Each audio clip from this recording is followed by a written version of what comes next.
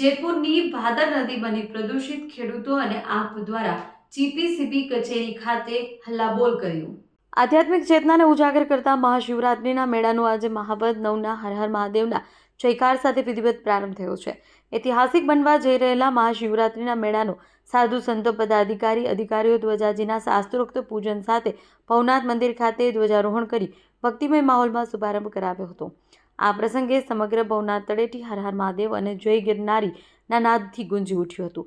મહાશિવરાત્રિના મેળામાં આ વર્ષે પ્રથમ વખત પદાધિકારીઓએ સાધુ સંતોને બરડાવવાથી પદયાત્રા કરી હતી।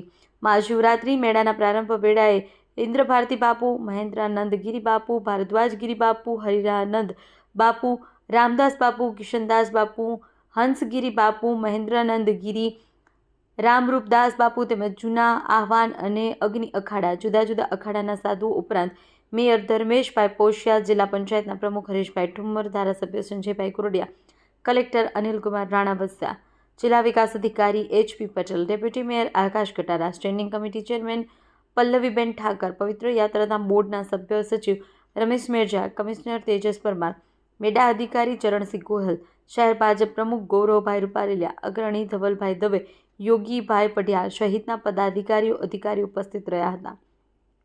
જિલ્લા વહીવટીતંત્રના સંકલનથી સંપન્ન થયેલ ધ્વજારોહણ વિધિ સંપન્ન થઈ। ઉલ્લેખનીય છે કે ભારતીય સંસ્કૃતિ અને સનાતન ધર્મનો સંગમરૂપ 5 દિવસ સુધી ચાલનાર આ મેળામાં દેશભરમાંથી નાગા સાધુઓ અને લાખો ભક્તો દર્શનાર્થે આવે છે।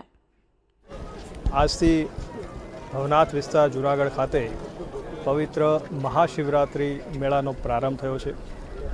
આજ સવારે ભરડાવાવ દરવાજા કે જે ભવનાથ મંદિરથી 3 કિલોમીટર દૂર છે, ત્યાંથી સ્થાનિક અધિકારી, સંતો અને લોકોની સાથે પદયાત્રા કરી અને ધ્વજારોહણ કરવામાં આવ્યું।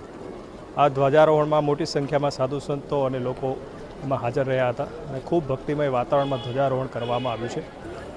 સાથે સાથે જૂના અખાડા, આહવાન અખાડા, અગ્નિ અખાડા તેમજ અલગ અલગ આશ્રમોમાં જઈ ધ્વજા પૂજન કરી અને ભક્તિમય વાતાવરણમાં સર્વે સંતોના આશીર્વાદ લેવામાં આવ્યો છે। આ વખતનો મેળો અનોખો છે।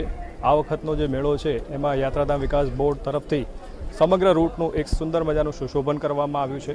રાજ્ય સરકારમાં માનનીય મુખ્યમંત્રીશ્રી અને માનનીય નાયબ મુખ્યમંત્રીશ્રીના સીધા માર્ગદર્શન હેઠળ આ મેળો ભવ્ય ઊંચાઈ પામે એવા પ્રયત્નો વહીવટીતંત્ર અત્યારે કરી રહ્યું છે।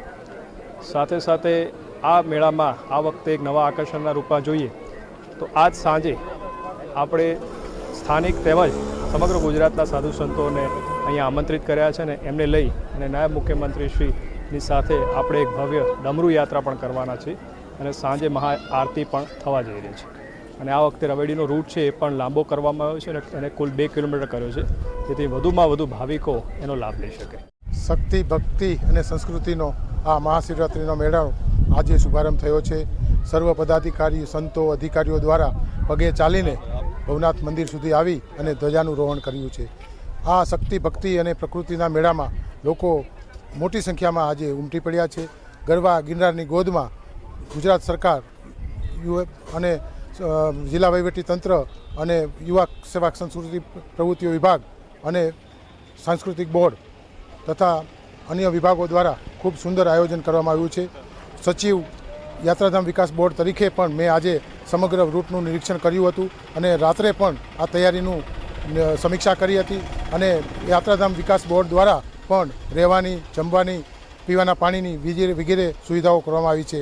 જિલ્લા પંચાયત દ્વારા મેડિકલ સુવિધાઓ કરવામાં આવી છે। એટલે લોકોની, યાત્રાળુઓની સુરક્ષા અને સલામતીની પણ અમે દરકાર લીધી છે। તો આ મેળાને સંપૂર્ણપણે આપ માણો એવી મારી આપ સૌને નમ્ર વિનંતી છે।